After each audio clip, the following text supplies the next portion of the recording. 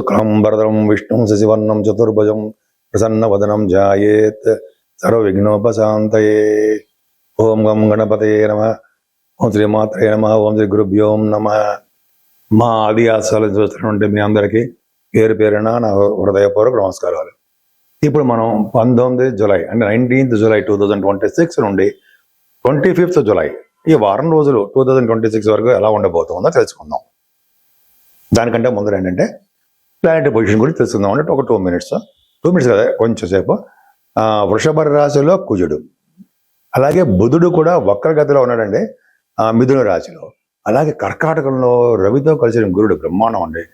వీళ్ళిద్దరూ చాలా కాంబినేషన్. కర్కాటక రాశిలోనూ సింహరాశిలోనూ వాళ్ళు చాలా మంచి ఫలితాలు ఇస్తారు. అలాగే శుక్రకేతువులు సింహరాశిలో ఉన్నారు. అలాగే రాహు బాహువుల మీద తిప్పాడు. రాహు మనకి కుంభరాశిలో కుంభరాశిలో ఉన్నాడు. అలాగే శనీశ్వరుడు మీనరాశిలో ఉన్నారు. ఈ విధంగా ప్లానెటరీ పొజిషన్ ఉందండి. ఒక విధంగా చెప్పాలంటే సవ్యకాల సర్పదోషము కింద వస్తుంది అని చెప్పచ్చు మనం. జనరల్గా చంద్రుడు తప్పిస్తే మిగతా గ్రహాలన్నీ కూడా రాహుకేతువుల మధ్యలోనే ఉండిపోయాయి. అవునా? తులారాశి వారికి ఈ వారం మొత్తం కూడా అంటే 19th నుంచి 25th జూలై వరకు కూడా మంచి యోగంగానే చెప్పచ్చు. కానీ ఆరోగ్యం విషయం మాత్రం జాగ్రత్త చూసుకోవాలండి. ఆరోగ్యం మహాభాగ్యం అంటాం మనం. ధనప్రాప్తి కలుగుతుంది, కుటుంబంలో వృద్ధి కలుగుతూనే ఉంటుంది. ఇంకొక విధంగా చెప్పాలంటే ముఖ వర్చస్సు పెరిగి మాట విలువ పెరుగుతుందండి. మాటకి విలువ పెరుగుతుంది మీకు. అంటే ఎక్కువ పాటలు పాడడము, ఎక్కువగా మాట్లాడడము, యాంకరింగ్లో ఉండడము జరుగుతూ ఉంటుంది మీరు. అలాగే కంఫర్టబుల్నెస్ ఎక్కువ, సుఖపడే గీత ఉంది మీకు. ఎందుకంటే చతుర్థ భావాన్ని గురుడు చూస్తున్నాడు. చతుర్థ భావాధిపతి కూడా శనికి గురి దృష్టింది కాబట్టి భూములు, వాహనాలు, గృహాలు, వెండి ఆభరణాలు, బంగారపు వస్తువులు, అలాగే మంచి మంచి డ్రెస్సులు, అలాగే అపార్ట్మెంట్స్ అంటే ఇళ్ళు కొనుక్కోవడానికి అవకాశాలు మాత్రం బ్రహ్మాండంగా ఉంటాయి. అవకాశాలు మాత్రం ఉన్నాయంటే మీ జాతకాలు ఇచ్చే ఆధారపడి ఉంటుంది. అంతేకాకుండా సంగీత విద్వాంసులకి అలాగే రైతు సోదరులకి మంచి కాలం అని చెప్పచ్చు. అలాగే కాకపోతే రాహు ప్రభావం వలన సంతానంలో ఇబ్బంది కలగడము, సంతానం పుట్టడానికి అవకాశాలు తక్కువగా ఉండడము జరుగుతూ ఉంటుంది. ఏదైనా ఆరోగ్యం శనికి శత్రువుల వలన భయం లేకుండా, రోగాల వల్ల భయం లేకుండా మేము సంతానం మీకు కొద్దిగా సేవకాజనాన్ని కూడా ఇస్తాడు. కానీ అనారోగ్య సమస్యలు ఉండడానికి అంటే రోగాల వల్ల చిన్న ఇబ్బంది కలగడానికి మాత్రం అవకాశం ఉంది. సప్తమాధిపతి అష్టమ స్థానంలో ఉండి శని దృష్టి ఉంది కాబట్టి మీ భార్యకు కానీ మీ భర్త గారికి కానీ ఆపరేషన్ జరగడము, లేకపోతే దెబ్బలు తగలడము, లేకపోతే ఆయనకి అంటే ఆవిడకి కొద్దిగా ఒంటి మీద బ్లడ్ కనపడమో జరుగుతుంది ఖచ్చితం. ఎన్నాళ్ళ నుంచి ఆపరేషన్ చేయించుకుందాం అనుకున్న వాళ్ళు ఆపరేషన్ చేయించుకుంటారు. 12వ హౌస్ భాగ్యంలో ఉన్నాడు, బ్రహ్మాండంగా ఉన్నాడు. అంటే ఏంటంటే మీకు విదేశీ పర్యటన ఉండడానికి అవకాశాలు ఉన్నాయి. ఫైనాన్స్ అండ్ అకౌంట్స్ విద్య మీకు వస్తుంది. మీ వ్యాపారాభివృద్ధి ఉంటుంది. మ్యాథమెటిషియన్గా మీరు బాగా డెవలప్ అవుతారు. ముఖ్యంగా మీరు ఏ వ్యాపారం చేసినా వస్త్ర వ్యాపారం కానీ, లేకపోతే ఫుడ్ బిజినెస్ కానీ, బంగారు వ్యాపారాలు కానీ బాగా కలిసి వస్తుంది. 10th హౌస్ బ్రహ్మాండంగా ఉన్నాడండి. అంటే మీకు గవర్నమెంట్ సంబంధించినటువంటి ఉద్యోగాలు వస్తాయి అని క్లియర్గా చెప్పచ్చండి. మీకు అసలు గురుడు దశమంలో ఉంటే విశేషమైన ధనవంతులు చేస్తాడు ఆయన. అలాగే గవర్నమెంట్ సంబంధించిన ఉద్యోగాలు రావడానికి అవకాశం ఉంది. అర్చకత్వము, అలాగే కొంతమంది వేద పండితుల వలన డబ్బు సంపాదించుకోవడం బాగా ఉంటుంది. ముఖ్యంగా యజ్ఞ యాగాలు, దైవ కార్యాలు చేస్తూ ఉంటారు. ఆడిటర్స్గా మీరు బాగా డెవలప్ అవుతారు. రాజకీయ రంగంలో పదవులు కూడా వస్తాయి. దశమంలో రవి దిగ్బలుడు బ్రహ్మాండంగా ఉన్నాడు. అంతేకాకుండా మీకు బాధకుడు కూడా గురుడుతో ఉండడం వలన బాధపడడం తక్కువగా ఉంటుంది. పైగా ప్రొఫెషనల్గా అంటే ఉద్యోగపరంగా అంటే బ్యాంకింగ్ రంగంలో కానీ, విద్యా సంస్థలో కానీ, ప్రభుత్వ రంగ సంస్థలో కానీ, సాఫ్ట్వేర్ రంగ ఉద్యోగస్తులు కానీ బాగా డెవలప్మెంట్స్ బాగా ఉంటాయి. శుక్రకేతు లాభంలో తప్పు, కుజుడు కూడా చూస్తున్నాడు కాబట్టి వ్యాపార అభివృద్ధి ఉంటుందని ఖచ్చితంగా చెప్పేయచ్చు. నేను మీ వాడ్రేవ్ ఆదినారాయణరావు, డాక్టర్ వాడ్రేవ్ ఆదినారాయణరావు. మీ జాతకాలు చూపించుకోవాలనుకుంటే ప్రతిసారి చెప్పినట్టుగానే మీ date of birth, time of birth, place of birth ముఖ్యంగా ఉండాలండి. ఎందుకంటే చాలా మంది ఫోన్ చేస్తున్నారు. ఏంటంటే వాళ్ళకి ఉద్యోగాలు లేవనో, విదేశాల్లో ఉంటూ వాళ్ళకి వీసా లేదనో, వీసా లేకపోతే ఉద్యోగం కూడా పైసా రాదుట, అంటే ఉద్యోగం ఉండమని, అక్కడ ఆ కంట్రీలో ఉండడానికి అవకాశాలు లేవని కొంతమంది నాకు ఫోన్ చేస్తుంటారు. వాళ్ళు పర్టికులర్ డేట్స్లో వస్తూ ఉంటాయని చెప్తాను. నిజంగా జరుగుతూనే ఉంటాయనుకుంటే అది వేరే విషయము. అలాగే మీ ఉద్యోగంలో, మీ జాతకంలో కరెక్ట్గా ఏం కావాలి అనేది కూడా ప్రస్ఫుటంగా కనిపిస్తుంది. ఆల్మోస్ట్ నేను హాఫ్ అన్ అవర్ వరకు క్లియర్గా అన్ని మొత్తం జాతకం కూలంకుషంగా మీరు అడగనివి అన్ని పాయింట్లు ఉంటాయి. మేము సాటిస్ఫై చేస్తుంటాం జాతకంలో. అది పర్ఫెక్ట్. చాలా మందిని అడగని చెప్తారు.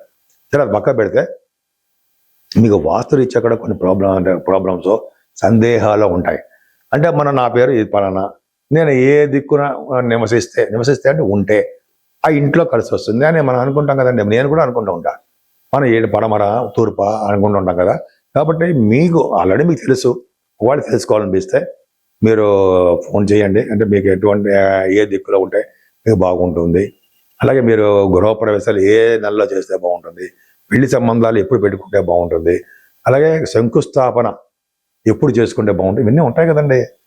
దాంట్లో కూడా నాకు బాగా ఎక్స్పీరియన్స్ ఉంది, నేను చెప్పగలను.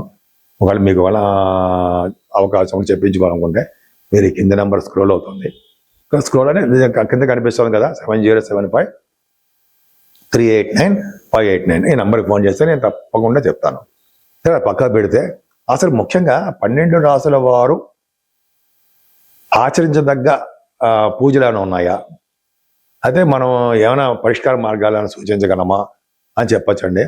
మన లిమిట్స్లోనే, అంటే మన డబ్బులు ఉన్న పరిధిలోనే చిన్న పరిష్కార మార్గాల గురించి చెప్పుకుందాం.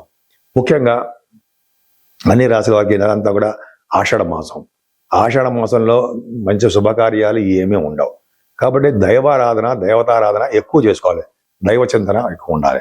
ముఖ్యంగా 25వ తారీఖునే తొలి ఏకాదశి వస్తుంది. ఆ రోజు చాలా అద్భుతమైన ఏకాదశి అన్నది. ఆ ఏకాదశి పూట విష్ణువుని ఆరాధించాలట. విష్ణువుని ఆరాధించడం, విష్ణు సహస్రనామాలు చేసుకోవడం, విష్ణువుకి తులసి దళాలతోటి, మల్లె పువ్వులతోటి, మారేడు దళాలతోటి పూజించడం సర్వదా శ్రేష్టం. విష్ణువుని పూజించాలి, అలాగే శివుడిని అభిషేకించాలి, విష్ణువుని కీర్తించాలి. పూజించాలంటే కీర్తించాలి విష్ణువుని. అంటే 108 నామాలు అంటుంటాం కదా, అలాగా అదొకటి. విష్ణు సహస్రనామాలు, అలాగే ఆయన్ని ఎక్కువగా మనం కీర్తిస్తూ ఉండాలి ఆ విష్ణువుని. తొలి ఏకాదశి కూడా అందుకని దాని వలన మన దగ్గరికి అంటే జనరల్గా మనం అంటాం కదా, యమభటులు దగ్గరికి రారు అంటాం కదా. యమభటులు దగ్గరకు రారు. ఎవరైతే తొలి ఏకాదశి పూట ఉపవాసం ఉంటారంటే దశమ పూట భోజనం చేసి, దశమ పూట నుంచి ఈవినింగ్ నుంచి ఉండి అంటే భోజనం చేయకుండా సాత్వికంగా ఆహారం తీసుకొని టిఫిన్ చేసి తర్వాత ఏకాదశి పూట ఉపవాసం ఉండి ద్వాదశి గడియల్లోనే దాన్ని పారణం చేస్తారో వాళ్ళకి ఏకాదశి వ్రతం ఫలం దక్కుతుంది. విష్ణు యొక్క సంపూర్ణమైన అనుగ్రహం కలుగుతుంది. అంతేకాకుండా యమభటులు మన దగ్గరికి రారు. అంతేకాకుండా ఈ ఏకాదశి పూట శివుడికి ఆరాధన చేయాలి. శివాభిషేకాలు బ్రహ్మాండంగా చేసుకోవాలి. శివుడికి మారేడు దళాలతోటి, మల్లె పువ్వులతోటి చేయడము, అభిషేకాలు మనకు తెలుసు కదా, అభిషేకాలు చేసుకోవడం అనేది. చేసుకున్న తర్వాత అలంకరించడం, ఆయనకి స్వామిని కూడా శివుడిని కూడా మల్లె పువ్వులతోటి అలాగే మారేడు దళాలతో పూజించడం వలన సకల శుభాలు కలుగుతాయి. మారేడు దళాలతో పూజించడం వలన ఐశ్వర్య ప్రాప్తి కలుగుతుంది. మల్లె పువ్వులతో పూజించడం వలన భార్యాభర్తల యొక్క అనురాగ దాంపత్య జీవితము, లేటుగా మ్యారేజ్ అయిన వాళ్ళు, అలా వివాహం కాని వాళ్ళందరూ కూడా వివాహం అవ్వడం కూడా మల్లెపూలతో, శివుడిని మల్లెపూలతో పూజించిన వారికి భార్యాభర్తల యొక్క బంధం గట్టిపడుతుంది అని తెలుస్తుంది, శాస్త్రం చెప్తోంది. ఇదొకటి చేయాలంటే ఈ రెండూ కాకుండా అమ్మవారి పూజలు ఎట్టి పరిస్థితులు మొదలకూడదు.